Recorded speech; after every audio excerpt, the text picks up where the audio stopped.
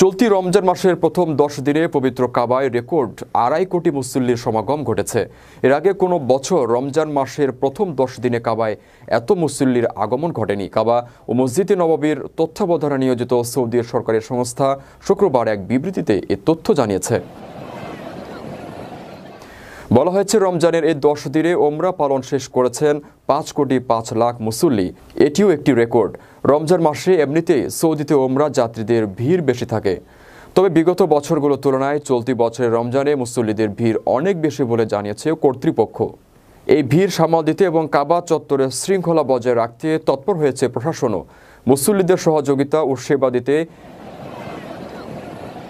11 কাবা চত্বর ও তার চারপাশে 11,000-এর বেশি কর্মী মোতায়েন করেছে দ্য জেনারেল প্রেসিডেন্সি। এছাড়া কাবা এলাকায় পরিষ্কার পরিচ্ছন্নতা বজায় রাখতে নিয়মিত পরিচ্ছন্নতা কর্মীদের পাশাপাশি নিয়োগ দেওয়া হয়েছে আরও 4,000 কর্মীকে।